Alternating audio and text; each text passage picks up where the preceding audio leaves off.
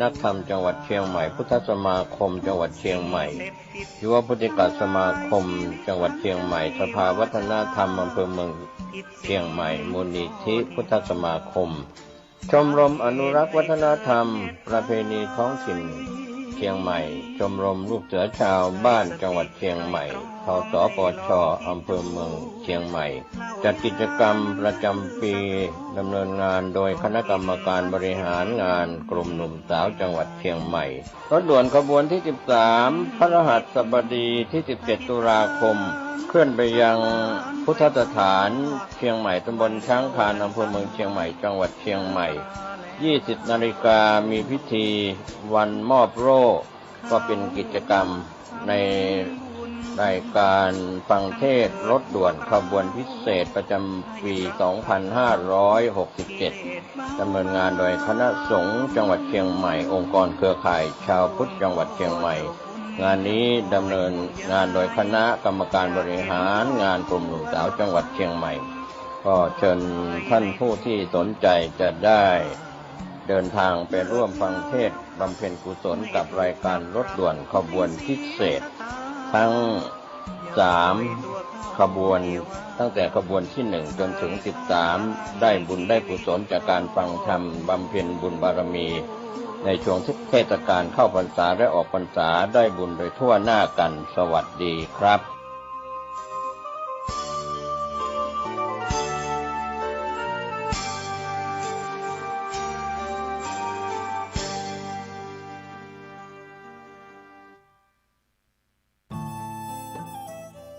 ท่านกำลังติดตามรับฟังสถานีวิทยุกระจายเสียงพระพุทธศาสนาแห่งชาติและสังคมคลื่นเพื่อการศึกษาพระพุทธศาสนาและวัฒนธรรมระบบ FM 104.5 เมกะเฮิรตซ์รายการต่อไปเป็นรายการคดีโลกคดีธรรม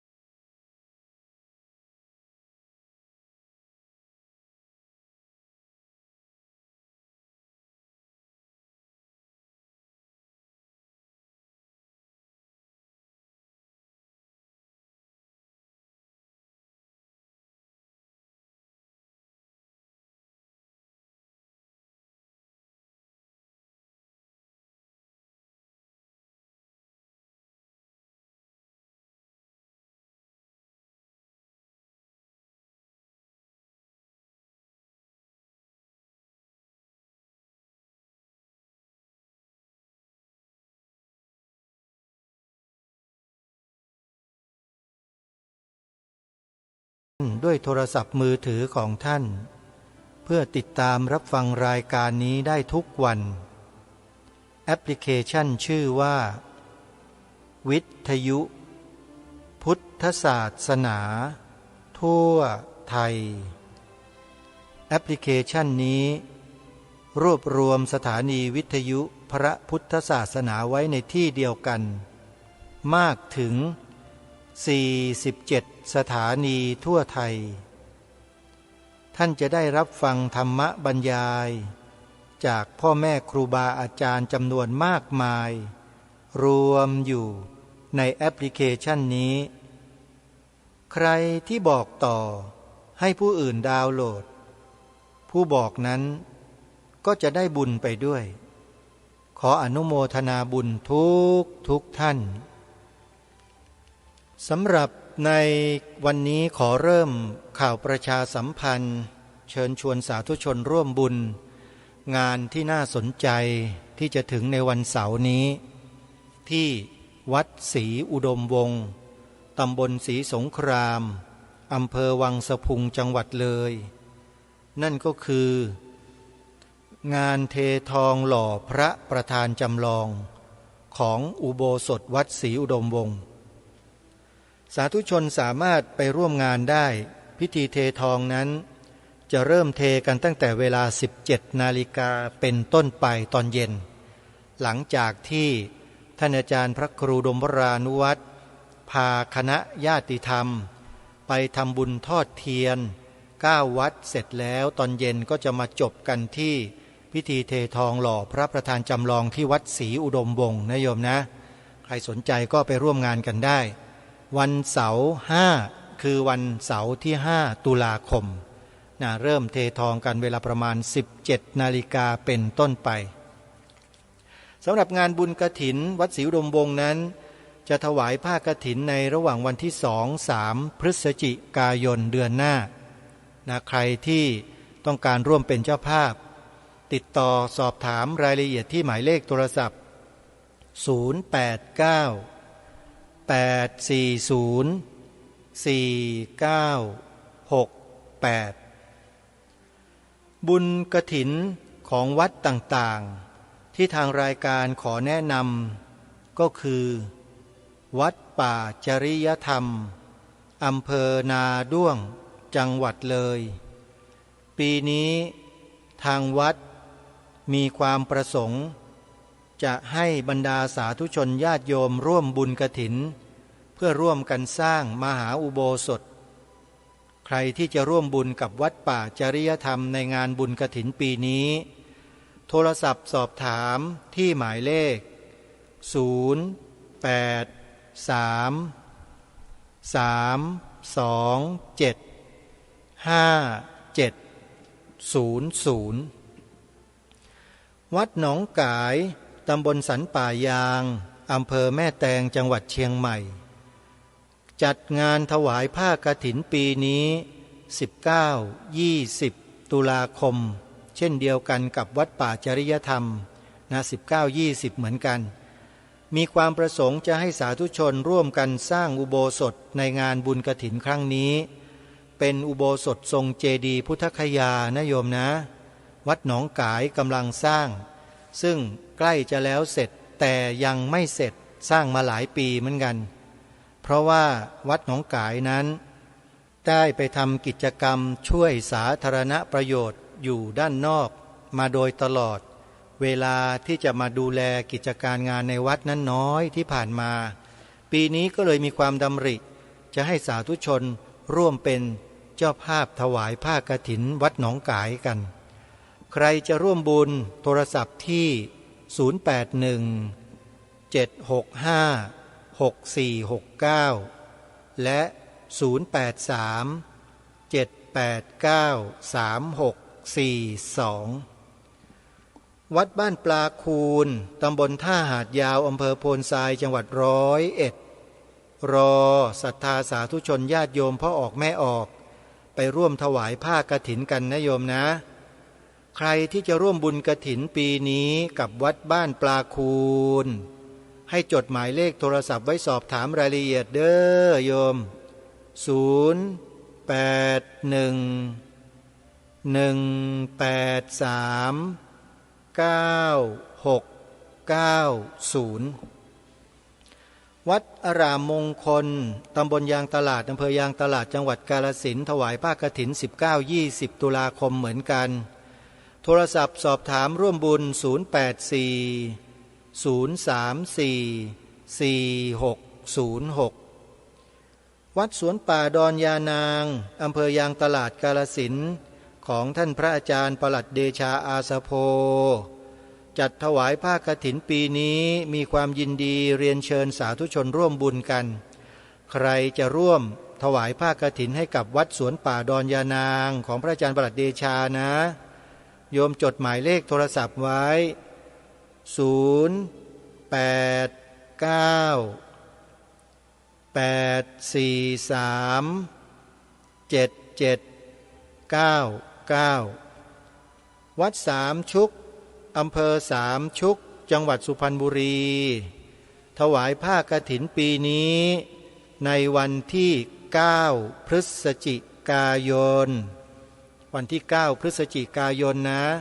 แล้วก็มีการปฏิบัติธรรมต่อเนื่องไปถึงวันที่12พฤศจิกายนด้วยใครจะไปร่วมถวายผ้ากฐินถือศีล8บวชเนกขัมมะงานบุญกฐินของวัดสามชุกจะทำเช่นนี้เป็นประจำทุกปีญาติโยมเอาโทรศัพท์สอบถามที่หลวงพ่อได้เลย089008462วัดฝายหินตำบลสุเทพอำเภอเมืองจังหวัดเชียงใหม่จัดถวายผ้ากฐินตามปกติเช่นเคยใครจะร่วมเป็นเจ้าภาพปีนี้ให้กับวัดฝายหินนะโยมนะโทรศัพท์ไปที่หมายเลข0879152924อนุโมทนาสาธุสำหรับสวนป่าสามัคคีธรรมอยู่ที่ตำบลบ้านผืออำเภอจอมพระจังหวัดสุรินทร์อาตมาภาพเป็นผู้ดำเนินการปีนี้ไม่ว่าปีนี้หรือปีไหนๆไม่มีการถวายผ้ากฐินนะโยมเพราะไม่ใช่วัดไม่ใช่สำนักสงฆ์เป็นสถานที่ส่วนบุคคลซึ่งจะตั้งเป็นสำนักในการศึกษาเรียนรู้พระธรรมคำสอนของพระสัมมาสัมพุทธเจ้าด้วยตนเองนะเป็นเอกชนเขาเรียกว่าเป็นภาคเอกชนแล้วจะมีการจัดตั้งเป็นชมรมสมาคมหรือว่าเป็นมูลนิธิอะไรก็แล้วแต่เดี๋ยวค่อยว่ากันแต่ที่แน่ๆก็คือปลูกป่ามา5 ปีแล้วยังไม่เคยจัดงานอะไรเลยปีนี้ดำริกันว่าจะจัดงานเป็นงานแรกใช้ชื่องานว่าเปิดป่าฟังธรรมใครจะร่วมบุญสนับสนุนการเตรียมงานตั้งแต่บัดนี้เป็นต้นไปก็ขอเชิญได้หากญาติโยมจะมีส่วนร่วมในการจัดเตรียมสถานที่เครื่องสาธารณูปโภคที่จำเป็นซึ่งยังไม่มีเลยนะโยมนะมีสร้างห้องน้ำให้ญาติโยมเตรียมไว้เท่านั้น6 ห้องตอนนี้นะฮะพร้อมใช้งานนอกนั้นยังไม่มีอะไรเลยโยมจะต้องดำเนินการติดตั้งกันใหม่ไม่ว่าจะเป็นระบบไฟนะซึ่งเป็นระบบไฟที่เราต้องใช้เครื่องกำเนิดไฟฟ้าหรือเครื่องปั่นไฟนะโยมเราไม่มีไฟฟ้านะที่สวนป่าไม่มีไฟฟ้าเข้านะฮะยังมาไม่ถึงนะเราก็จะใช้ไฟแบบเครื่องกำเนิดไฟฟ้าหรือเครื่องปั่นไฟเอา2ระบบน้ำก็ยังไม่พร้อมสำหรับใช้งานยังจะต้องมีการติดตั้งระบบน้ำใช้ถังน้ำจำนวนมากเพื่อกักเก็บน้ำไว้ใช้ในงานแล้วก็ต้องเดินระบบน้ำเข้าไปในจุดต่างๆใครที่จะร่วมสนับสนุนจัดเตรียมงานก็เชิญได้โยมโอนปัจจัยเข้ามาร่วมบุญที่บัญชีธนาคารไทยพาณิชย์เลขบัญชี114-214-9897โทรศัพท์สอบถามที่อาตมาได้เลย094-662-6935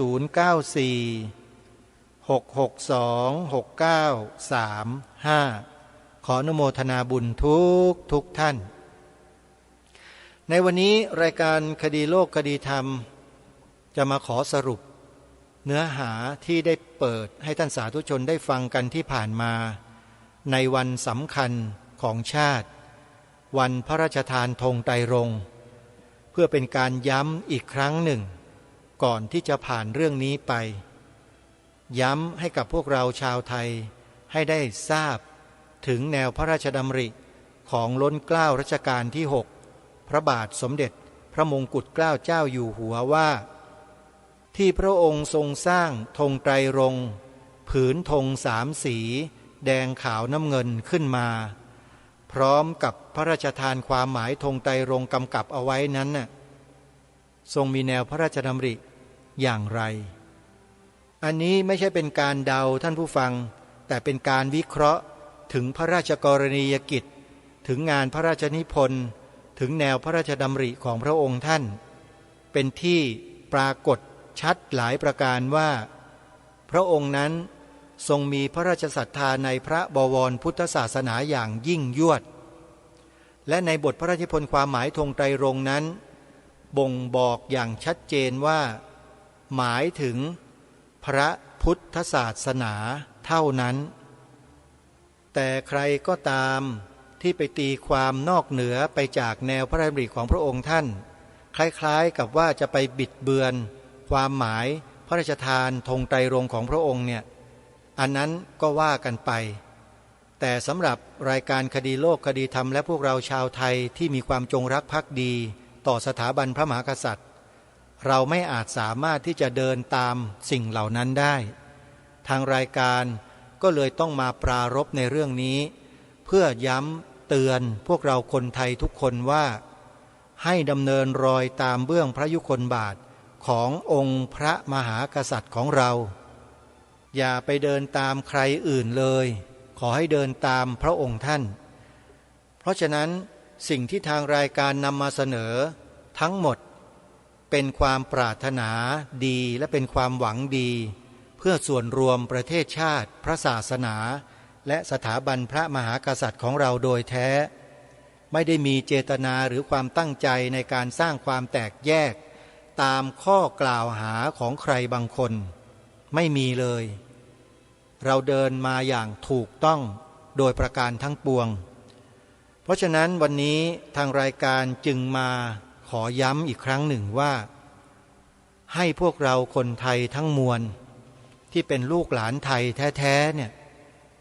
จงดำเนินรอยตามพระองค์ท่านที่พระองค์ได้พระราชทานกำกับไว้แล้วนั่นก็คือความหมายสีขาวของธงชาติไทยของเราอย่าให้ไปเป็นอื่นใครจะนำเสนอให้เป็นไปอย่างไรก็แล้วแต่ที่นอกเหนือไปจากแนวพระราชดำริของพระองค์ท่านนอกเหนือไปจากความที่มีปรากฏเป็นพระราชนิพนธ์ของพระองค์ท่านเนี่ยก็เรื่องของเขาแต่เราก็จะรักษาของพระองค์ท่านไว้ด้วยกันถ้าใครเห็นด้วยก็ให้เดินตามแนวนี้เราไม่ได้ไปด่าไปว่าใครไม่ได้เบียดเบียนใครทั้งสิ้นแต่ถ้าเขาทำก็ถือว่าเขาได้ทำการเบียดเบียนตัวเขาเองแล้วก็พวกของเขาเองเขากระทำกันเองแต่เราไม่ได้ไปร่วมกระทำก็ใช้ได้นะโยมนะเพราะฉะนั้นวันนี้จึงขออัญเชิญบทพระราชนิพนธ์ความหมายธงไตรรงค์ของพระองค์ท่านขึ้นมาอ่านให้พวกเราได้สดับรับฟังกันอีกหนึ่งรอบแล้วเดี๋ยวจะมาวิเคราะห์เจาะลงไปเฉพาะสีขาวในธงชาติไทยอีกครั้งหนึ่งเพื่อย้ำลงไปให้เห็นชัดว่าหมายถึงศาสนาอะไรบทพระราชนิพนธ์ความหมายธงไตรรงค์ที่องค์พระบาทสมเด็จพระเจ้าอยู่หัวรัชกาลที่6พระบาทสมเด็จพระมงกุฎเกล้าเจ้าอยู่หัวได้ทรงมีพระราชนิพนธ์ไว้นั้นมีปรากฏเป็นหลักฐานอยู่ในหนังสือดุสิตสมิทธหนังสือดุสิตสมิทธฉบับพิเศษเล่มหนึ่งน่าจะอยู่ที่ประมาณหน้า112ประมาณนั้นนะฮะซึ่งก็มีอยู่หลายแห่งซึ่งมีปรากฏอยู่ในหนังสือดุสิตสมิทธแน่นอนซึ่งเป็นหนังสือที่พระองค์ท่านทรงเป็นพระบรรณาธิการแล้วก็ทรงใช้นามแฝงนะพระนามแฝงพระองค์ว่าวรรณสมิทธแล้วก็มีอีกหลายๆพระนามแฝงที่พระองค์ทรงใช้ในการเขียนคอลัมน์เขียนข้อความต่างๆในหนังสือดุสิตสมิทธดังกล่าวความหมายพระราชทานที่พระองค์ได้พระราชทานไว้มีดังนี้ขอร่ำรำพันบรรยายความคิดเครื่องหมายแห่งสีทั้งสามงามถนัดขาวคือบริสุทธิ์สีสวัสดิ์หมายพระไตรรัตน์และธรรมะคุ้มจิตไทยแดงคือโลหิตเราไซซึ่งยอมสละได้เพื่อรักษาชาติศาสนาน้ำเงินคือสีโสภาอันจอมประชาทะโปรดเป็นของส่วนองค์จัดริ้วเข้าเป็นไตรรงค์จึงเป็นสีธงที่รักแห่งเราชาวไทยทหารอวตารนำไปยงยุทธวิชัยวิชิตก ก็ชูเกียรติสยามนี่คือความเต็มของบทพระราชนิพนธ์ความหมายธงไตรรงค์พระราชทานโดยพระบาทสมเด็จพระมงกุฎเกล้าเจ้าอยู่หัวรัชกาลที่6ทีนี้เมื่อวันที่25กันยายนและวันที่26กันยายนนี้ที่ผ่านมาที่บริเวณถนนราชดำเนินกลางภายในอาคารนิทัศน์รัตนโกสินทร์มีการจัดงานวันสำคัญของชาติคือวันพระราชทานธงไตรรงค์มีงานตั้งแต่วันที่24ไปจนถึงวันที่30กันยายนที่ผ่านมาใน2วันดังกล่าวคือวันศุกร์ที่25กันยายนและวันเสาร์ที่26กันยายนที่ผ่านมานั้นมีกิจกรรมการบรรยายพิเศษ2วันโดยวิทยากรผู้ทรงคุณวุฒิมีความรู้และเป็นที่รู้จักของคนทั่วทั้งประเทศขออนุญาตเอ่ยนามท่านทั้งสองศาสตราจารย์พิเศษธงทองจันทรางสุบรรยายวันศุกร์ที่25เวลาบ่ายและท่านศาสตราจารย์กิตติคุณวิษณุเครืองามบรรยายในวันที่26วันเสาร์เวลาบ่ายทั้งสองท่านนั้นบรรยายลักษณะที่มาที่ไปของธงชาติไทยเราแต่อดีตมาจนถึงปัจจุบันแล้วก็สรุปลงด้วยความหมายของธงไตรรงค์หรือธงชาติไทย3สีทั้งสองท่านแปลความหมายตีความหมายเผยแพร่ออกไปทางสื่อทั่วโลกทางโซเชียลเนี่ยคล้ายคลึงและเหมือนกันคือไม่ได้ระบุไม่ได้เน้นไม่ได้เจาะจงลงไปว่าหมายถึงศาสนาใดแล้วก็ยังย้ำลงไปอีกว่าหมายถึงทุกศาสนาอันนี้คือบทสรุปที่ผู้ดำเนินรายการได้ติดตามรับฟังมาทั้ง2วันแล้วก็ได้นำคลิปเสียงทั้ง2วันเนี่ยมาเปิดออกอากาศรายการคดีโลกคดีธรรมมาให้ท่านผู้ฟังติดตามรับฟังกันครบทั้ง2วันเลยตั้งแต่ต้นจนกระทั่งจบแล้วก็มีการสรุปความให้กับพวกเราได้ฟังกันไปตอนท้ายรายการที่ผ่านมาในวันนี้จึงได้มาปรารภเรื่องนี้อีกครั้งหนึ่งเป็นการสรุปแล้วก็จะไม่ปรารภสิ่งเหล่านี้อีกนะฮะก็จะเป็นเรื่องเกี่ยวกับเรื่องกระเบื้องจานเรื่องของหนังสือพุทธศาสนสุวรรณภูมิปกรณ์ที่ได้ค้างไว้ตรงนั้นต่อไปทีนี้เมื่อนำเรื่องนี้มาปรารภก็ต้องขอปรารภกันจนกระทั่งจบรายการวันนี้แหละเมื่อสักครู่นี้ได้อัญเชิญบทพระราชนิพนธ์ความหมายธงไตรรงค์มาอ่านให้ท่านสาธุชนได้ฟังกันจบไปแล้วสาธุชนหลายๆท่านที่ฟังรายการคดีโลกคดีธรรมมาโดยตลอด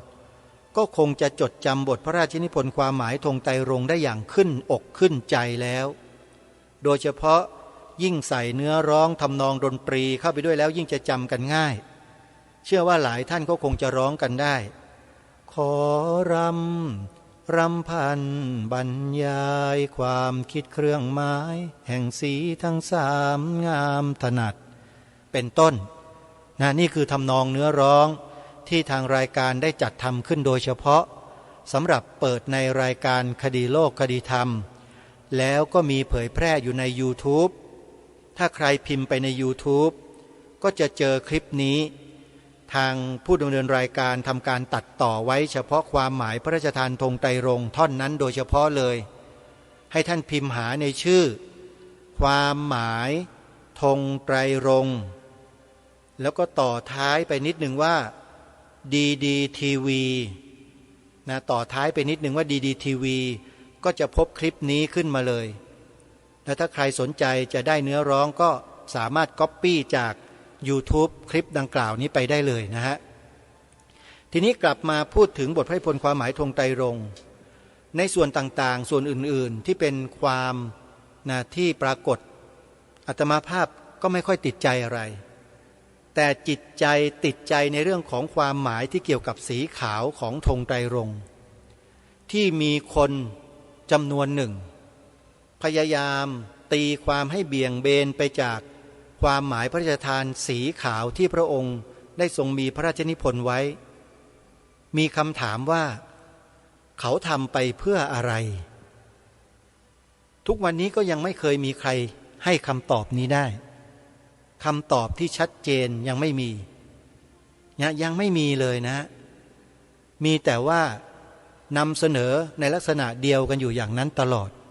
ถามว่าทำไปเพื่ออะไรและมีเหตุผลอะไรจึงต้องทำเช่นนั้นแล้วก็มีคำถามอีกว่าในการจัดงานแต่ละปีเนี่ยงานพระราชทานธงไตรรงค์28 กันยายนของทุกปีเนี่ยทำไมผู้ที่จัดงานก็ดีวิทยากรผู้มาร่วมงานหรือผู้ที่เกี่ยวข้องทั้งหมดจึงไม่อัญเชิญบทพระราชนิพนธ์ความหมายธงไตรรงค์นี้ไปเผยแพร่ให้ประชาชนได้รู้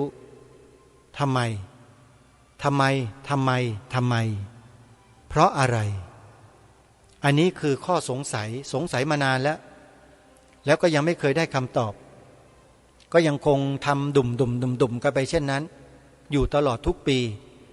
ผู้ดำเนินรายการก็ต้องมาพูดเพื่อเตือนสติคนไทยเราอย่างนี้ทุกปีเหมือนกันว่าอย่าออกนอกทางนะพวกเราอย่าหลงประเด็นอย่าหลงทิศหลงทางอย่าไปหลงตัวบุคคลอย่าไปหลงชื่อเสียงเกียรติยศสิ่งเหล่านั้นน่ะท่านหม่อมราชวงศ์คึกฤทธิ์ปราโมทย์ท่านบอกว่าเป็นเพียงแค่หัวโขนไม่ใช่ของจริงของจริงเนี่ยคือสิ่งที่ทางรายการอัญเชิญมานี่พระราชนิพนธ์ความหมายธงไตรรงค์นี่คือของจริงเป็นของพระองค์จริงๆแต่สิ่งที่คนเหล่านั้นไปกล่าวบิดเบือนไปเป็นทางอื่นน่ะไม่ใช่เป็นของใครไม่รู้จนป่านนี้ยังไม่รู้เลยว่าเป็นของใครเป็นคนทำเช่นนั้นหรือมีแนวความคิดให้เป็นอย่างนั้นหาคำตอบไม่เจอแต่ถามว่ามันเป็นผลในเชิงประจักษ์ไหมประจักษ์ฮะเป็นสิ่งชัดเจนเลยว่าเขาไม่ได้สนใจบทพระราชนิพนธ์ความหมายธงไตรรงค์ของพระองค์ผู้ทรงพระราชทานธงไตรรงค์ผืนนี้ให้แก่ชาติคนเหล่านี้เขาไม่สนใจบทพระราชนิพนธ์นี้เลยไม่มีเลยฮะเวลาไปจัดบรรยาย2 วันที่ว่ามา25-26เนี่ยบุคคลสำคัญทั้งสองท่านก็ไม่ได้กล่าวถึงบทพระราชนิพนธ์ความหมายธงไตรรงค์ของพระองค์เลยแล้วถามว่าเป็นงานที่เทิดทูนพระเกียรติพระองค์ท่านจริงหรือน่าคิดไหมท่านผู้ฟังไม่ได้พูดเพื่อให้เกิดความโต้แย้งหรือขัดแย้งนะแต่พูดให้พวกเราคิดเพื่ออะไรเพื่อหาแนวทางร่วมกันว่าในเรื่องนี้เนี่ยเราจะพากันเดินไปอย่างไรหาแนวทางร่วมกันไม่ใช่ปล่อยให้มันเป็นเช่นนี้ไปเรื่อยแล้วเดี๋ยวก็หมดไม่มีเหลือพอดีรายการนี้ไม่ได้ดิบได้ดีอะไรกับการนำเสนอเรื่องราวเหล่านี้หรอกนะท่านผู้ฟังไม่มีใครเข้ามาเห็นใจหรอกมีแต่โดนด่าโดนว่าโดนตำหนิโดนเตือนตลอดเลยตัวเองนี่แหละโดนประจักษ์มารู้ตัวดีแต่ก็ยอมนะพูดวันนี้จะโดนอีกก็ได้ไม่เป็นไรเพราะเจตนาในหัวใจนั้นมันชัดเจนอยู่มันไม่ได้มีเจตนาที่จะทำร้ายทำลายใครหรือด่าว่าใครทั้งสิ้นแต่เป็นห่วงชาติบ้านเมืองเป็นห่วงพระบวรพุทธศาสนาในฐานะที่เป็นสถาบันหลักของชาติจะบรรเทาเบาบางและถูกเจือจางลงไม่ให้มีคุณค่าเหมือนดังเดิมเพราะการกระทำเช่นนั้นกลัวอย่างนั้นท่านผู้ฟังใครไม่กลัวก็ช่างแต่สำหรับผู้ดำเนินรายการกลัวเพราะเคยเห็นเป็นตัวอย่างมาเยอะแล้วที่กระทำการลักษณะเดียวกันนี้ในบางสิ่งบางอย่างบางเรื่องแล้วก็ทำให้สิ่งนั้นบางอย่างบางเรื่องนั้นสูญหายไปจากสาระบบเป็นมาแล้วกลัวว่าสถานะของพระพุทธศาสนาในฐานะที่เป็นสถาบันหลักสูงสุดของชาติเนี่ยก็จะเจือนจางลางหายไปเช่นกันก็เลยต้องออกมาปรารภมาเตือนพวกเรามาบอกพวกเราให้ทราบว่าเราจะยอมให้สถาบันพระพุทธศาสนาในฐานะที่เป็นสถาบันหลักของชาติไทยเราเนี่ย เลือนลางจางหายไปจากสาระบบเหมือนอย่างสิ่งอื่นๆที่เคยเป็นมาแล้วเช่นนั้นหรือเราจะยอมให้สถานะของพระพุทธศาสนาเนี่ยที่เป็นสถาบันหลักของชาติเนี่ยหายไปไหมจากชาตินี้บ้านนี้เมืองนี้ถ้าเราไม่ต้องการให้หายไปทางรายการก็เสนอแนะไปแล้วไงว่าให้เราได้ช่วยกันอัญเชิญบทพระราชนิพนธ์ความหมายธงไตรรงค์เนี่ยไปจดจำและเผยแพร่ถ่ายทอดให้ลูกหลานเยาวชนคนรุ่นใหม่ให้ได้มากที่สุดทั้งพระทั้งโยมพระสงฆ์เราเนี่ยเป็นผู้นำในทางจิตทางวิญญาณทางความคิดของคนโดยตรงเลยถ้าพระสงฆ์เราไม่ทำเป็นแบบอย่างแล้วญาติโยมจะทำไหมล่ะไม่ทำเพราะฉะนั้นพระสงฆ์เราเนี่ยนะครับต้องขอบอกเลยว่าท่านคือผู้นำของสังคมโดยแท้ไม่ว่าจะโดยพฤตินัยไม่ว่าจะโดยนิตินัยก็แล้วแต่ท่านคือผู้นำทางด้านศีลธรรมคุณงามความดีผู้นำในทางที่เป็นประโยชน์ต่อส่วนรวมพระสงฆ์เราทำเพื่อประโยชน์ส่วนรวมนะครับไม่ใช่ทำเพื่อตัวเองนะฮะฉะนั้นเรื่องของพระพุทธศาสนาในฐานะที่เป็นสถาบันหลักของชาติจึงถือว่าเป็นประโยชน์ของส่วนรวมการที่เราช่วยกันรณรงค์ช่วยกันเผยแพร่อัญเชิญบทพระนิพนธ์ความหมายธงไตรรงค์ที่ถูกต้องของพระองค์ท่านมาเผยแพร่แค่เนี้ยก็ถือว่าเป็นการช่วยพระพุทธศาสนาให้มีสถานะเป็นสถาบันหลักของชาติบ้านเมืองดังเดิมได้แล้วแต่เราจะช่วยกันไหมปัญหามันอยู่แค่ตรงนี้เองแล้วก็มีคำถามว่าถ้าท่านไม่ช่วยเนี่ยเพราะอะไรไม่ช่วยเพราะอะไรลองตอบคำถามตัวเองดูก็ได้นะครับเพราะอะไรถึงไม่ช่วยมันติดอยู่ตรงไหนมันมีปัญหายังไงเพราะอะไรหรือเห็นว่าสิ่งที่พระองค์ท่านพระราชทานมาให้นั้น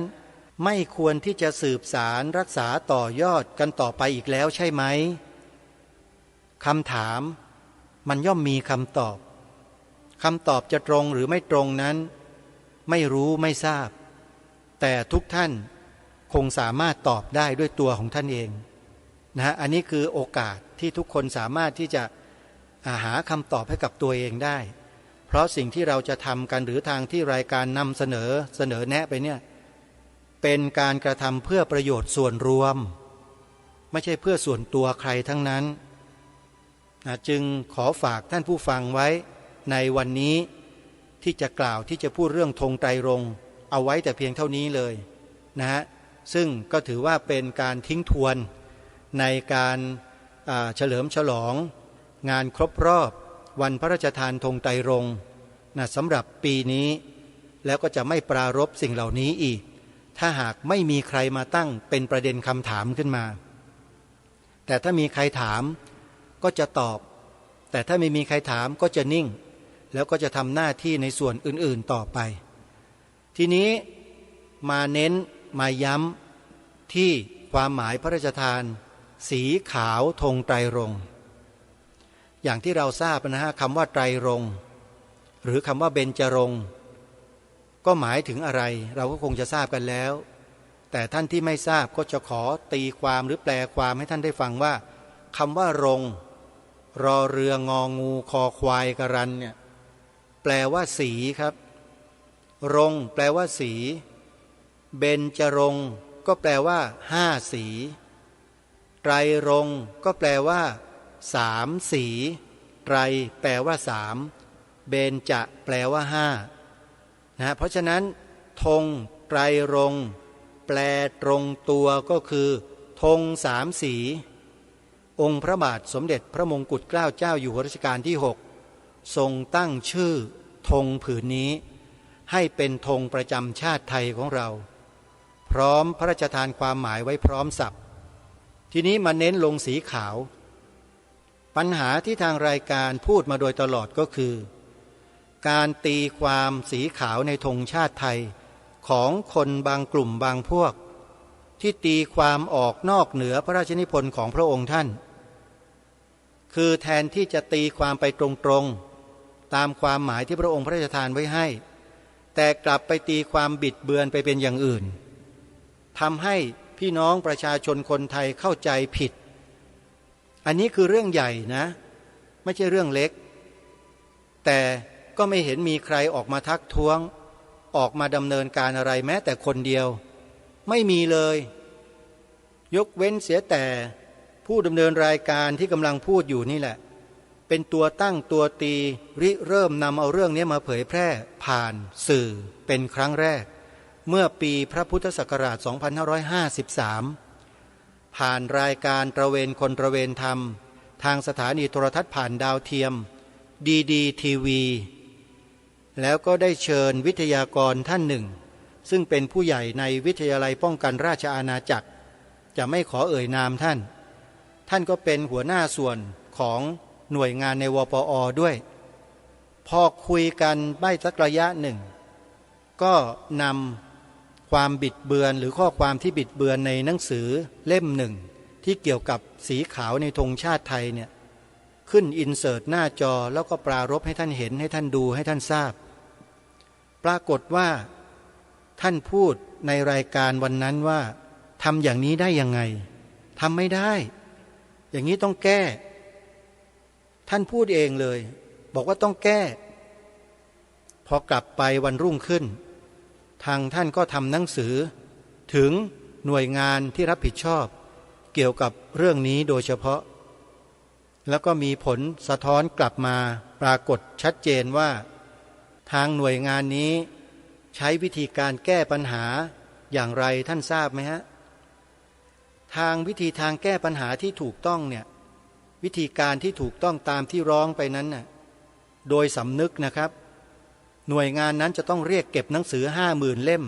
ที่พิมพ์บิดเบือนสีขาวธงชาติกลับให้หมดเลยแล้วก็ทำลายหน้านั้นหรือข้อความนั้นทิ้งให้หมดแต่กลับไม่เรียกเก็บคืนแถมยังพิมพ์เพิ่มอีก 20,000 เล่มแต่ตัดข้อความในวงเล็บออกไปเท่านั้นนี่คือสิ่งที่เขาแก้ถามว่าความหมายสีขาวในธงชาติไทยยังเป็นของพระองค์ท่านตามข้อกล่าวอ้างในหนังสือนั้นหรือไม่ตอบได้เลยนะว่าเปล่าฮะไม่ใช่ครับไม่ใช่ความหมายพระราชทานของพระองค์ท่านที่หน่วยงานนี้ทำเนี่ยไม่ใช่แต่เป็นความหมายที่คนในหน่วยงานนี้เป็นคนใส่เข้ามาเองท่านสาธุชนท่านผู้ฟังทุกท่านนะอย่าลืมนะว่าการกระทำอะไรก็แล้วแต่ที่เราบอกว่าถูกต้องตามกฎหมายถูกต้องตามกฎหมายเนี่ยถ้าเรามองกันในแง่ของความถูกต้องโดยธรรมชาติโดยความเป็นจริงแล้วก็ไม่เสมอไปนะท่านผู้ฟังยกตัวอย่างเช่นนะรัฐสภามีมติให้ตราพระราชบัญญัติสมมุตินะครับสมมุติพระราชบัญญัติตัดไม้ทำลายป่าได้โดยถูกต้องตามกฎหมายออกเป็นกฎหมายมาเลยสัมปทานป่าไม้อย่างเนี้ยถามว่าการตัดป่าทำลายป่าจะออกเป็นกฎหมายหรือออกเป็นพระราชกำหนดหรือออกเป็นพระราชกฤษฎีกาหรือจะออกเป็นอะไรก็แล้วแต่เถอะถามว่าการกระทำเช่นนั้นเป็นการกระทำที่ถูกต้องไหมทำลายป่าไม้ธรรมชาติเนี่ยอันนี้ท่านผู้ฟังตอบเองนะถูกต้องไหมฮะว่าโดยกฎของธรรมชาตินะความเป็นจริงเลยไม่ใช่กฎหมายที่ว่ากันอยู่ในสภาไม่กี่คนไม่ใช่ตามความเป็นจริงเลยว่าถูกต้องไหมที่ไปตัดไม้ทำลายธรรมชาติเนี่ยอันนี้นี่คือ1คำถาม2แล้วเมื่อตัดไม้ทำลายธรรมชาติกันหมดแล้วเนี่ยเกิดปัญหาภัยพิบัติขึ้นธรรมชาติเป็นภัยพิบัติธรรมชาติเกิดขึ้นกับประชาชนชุมชนชาวบ้านอะไรต่างๆถามว่าสิ่งเหล่านั้นมันเป็นผลเกิดจากอะไรเกิดจากการกระทำที่ถูกต้องหรือเกิดจากการกระทำเช่นใดคือการตัดไม้ทำลายป่าเนี่ยนี่คือสิ่งที่ในคนในมนุษย์ในโลกใบนี้ในสังคมยุคปัจจุบันนี้มักจะเบี่ยงเบนความจริงให้กลายเป็นความไม่จริงความถูกต้องให้กลายเป็นความผิดได้หรือไม่อันนี้ลองคิดดูนะว่าได้หรือไม่เขาทำกันได้ไหมตัดป่าตัดไม้เนี่ย ถือว่าเป็นการทำลายป่าไม้ไหมการตัดป่าการตัดไม้ในป่าในบนภูเขาอะไรแล้วแต่เถอะตัดจนเหี้ยนเกรียนหมดเลยเนี่ยถือว่าเป็นการตัดไม้ทำลายป่าไหมถึงแม้จะออกเป็นมติคณะรัฐมนตรีถึงแม้จะออกเป็นพระราชบัญญัติกฎหมายที่ผ่านสภามาก็ตามถามว่าถูกต้องไหมทำเช่นนั้นอันนี้ถามเฉยๆนะฮะไม่ได้กล่าวหาใครนะถูกต้องไหมแล้วเมื่อได้คำตอบแล้วก็มีคำถามต่ออีกว่าไม่ตัดดีกว่าไหมเก็บเอาไว้เป็นธรรมชาติอย่างนั้นดีกว่าไหมเป็นประโยชน์กว่าไหมเนี่ยลองคิดดูกันให้ดีท่านผู้ฟังอย่าเอาความรู้สึกของตนเองเข้ามาตอบปัญหานี้เพราะไม่เช่นนั้นแล้วมันจะเข้าตัวมันจะเข้าตัวเองมันจะเป็นของตัวเองไปตามความรู้สึกตัวเองแต่เอาความจริงความจริงธรรมชาติเขาเกิดขึ้นมาโดยธรรมชาติไม่มีใครไปทำให้เขาเกิดแต่เวลาทำลายเนี่ยมีคนพยายามทำให้มันเกิดการทำลายขึ้นใช่หรือไม่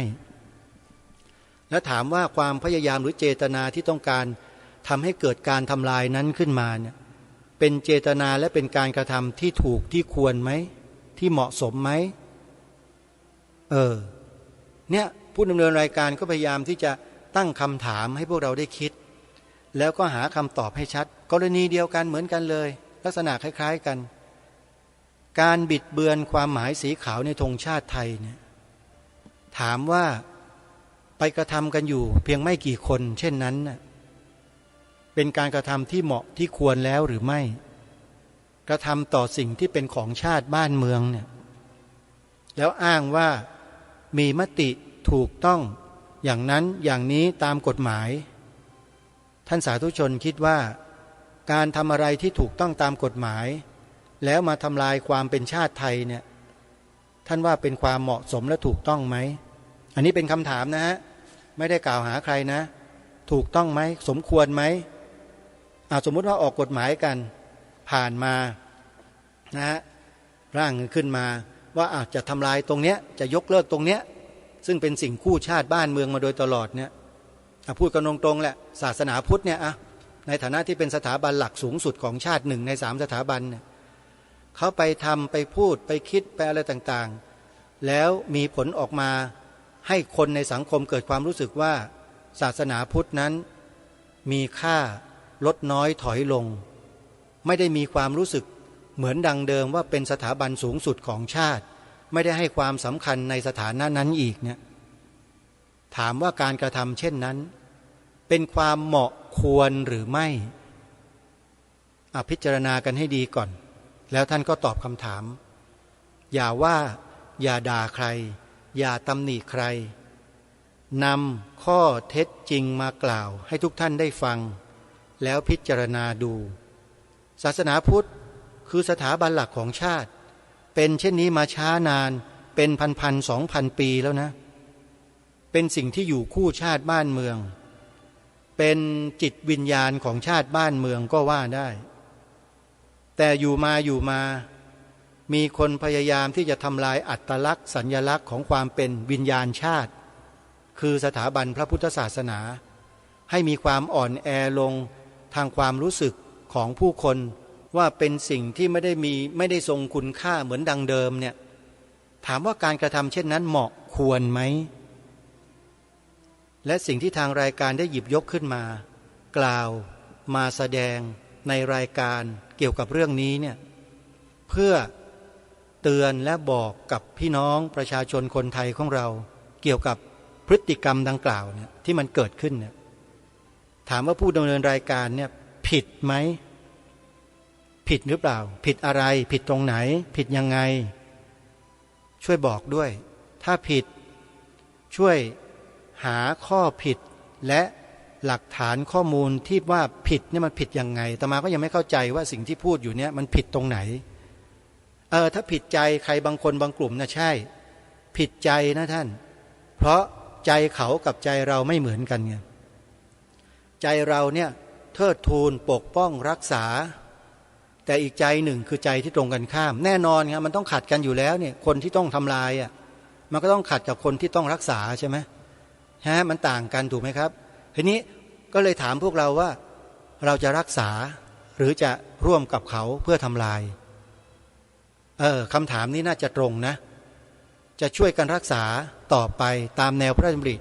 ขององค์พระมหากษัตริย์หรือจะช่วยคนอื่นใครก็ไม่รู้มาทำลายสิ่งนี้ของพระองค์ท่านคำถามนี้น่าจะเหมาะสมณเวลานี้แล้วก็ทุกๆการเพราะนี่คือความจริงที่เป็นอยู่ท่านสาธุชนทุกท่านสีขาวที่พระองค์ได้พระราชทานความหมายไว้นั้นชัดเจนอยู่แล้วว่าขาวคือบริสุทธิ์สีสวัสดิ์หมายพระไตรรัตน์และธรรมะคุ้มจิตไทยใครไปตีความเป็นอื่นไม่ได้เลยฮะเพราะประโยคแรกพระองค์ท่านทรงกำกับไว้แล้วว่าคือบริสุทธิ์สีสวัสดิ์หมายความว่าสีขาวนี้จะเป็นอื่นใดไม่ได้ต้องเป็นหนึ่งเดียวบริสุทธิ์สีสวัสดิ์คือหนึ่งเดียวเพียวทรายและพระองค์ก็ทรงใส่ความหมายมาว่าหมายพระไตรรัตน์และธรรมะคุ้มจิตไทยแปลเป็นศาสนาอื่นได้ไหมพระไตรรัตน์เนี่ยแล้วทำไมถึงไปบิดเบือนกันอยู่ได้บิดเบือนกันอยู่ตลอดเลยคนพวกนั้นน่ะไม่รู้ใครนะบิดเบือนของพระองค์ท่านอยู่ตลอดขาวคือบริสุทธิ์สีสวัสดิ์หมายพระไตรรัตน์และธรรมะคุ้มจิตไทยพระไตรรัตน์ตามสำนวนการร้อยกรองเนี่ยคำที่เป็นคำเดียวกันประเภทเดียวกันความหมายเดียวกันสามารถที่จะกลับตัวอักษรเพื่อให้เกิดความสัมผัสกันได้เพราะฉะนั้นพระไตรรัตน์เป็นคำที่พระองค์ท่านทรงกลับมาจากคำว่าพระรัตนตรัย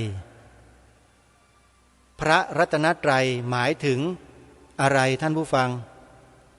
และธรรมะของพระรัตนตรัยนั่นแหละคุ้มจิตไทยอย่างนี้จะแปลเป็นอื่นไปได้ไหมไม่ได้พระองค์ทรงกำกับไว้บทแรกแล้วไงหมายคือบริสุทธิ์สีสวัสดิ์เห็นไหมฮะแล้วก็ทรงใส่เข้ามาชัดเจนเลยเพราะฉะนั้นทางรายการเลยสรุปมาโดยตลอดว่าให้พวกเราสอนลูกหลานเยาวชนเราทั่วทั้งแผ่นดินถึงสีขาวในธงชาติให้แปลความหมายเดียวกันว่าสีขาวในธงชาติไทยหมายถึงพระพุทธศาสนาเท่านั้นไม่มีสิ่งอื่นปนนะพระองค์ท่านทรงกำชับไว้แล้วว่า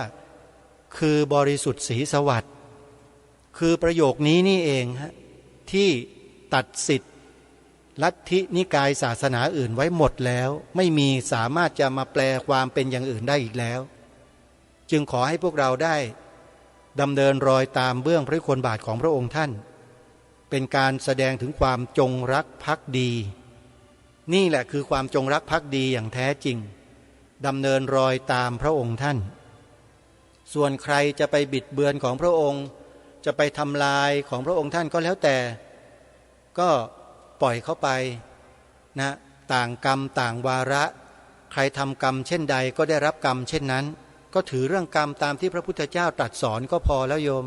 ไม่ต้องไปแช่งไม่ต้องไปด่าไม่ต้องไปว่าใครทั้งนั้นเราเพียงแค่ยืนหยัดอยู่บนความถูกต้องพอแล้วนะเพียงเท่านี้เองสิ่งที่ทางรายการขอพวกเรา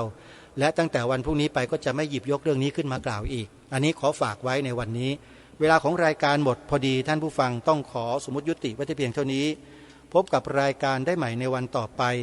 ขอความสุขความสวัสดีในธรรมแห่งองค์สมเด็จพระบรมศาสดาสัมมาสัมพุทธเจ้าจงปรากฏเกิดมีขึ้นในจิตใจของท่านผู้ฟังทุกท่านทุกคนเทอญ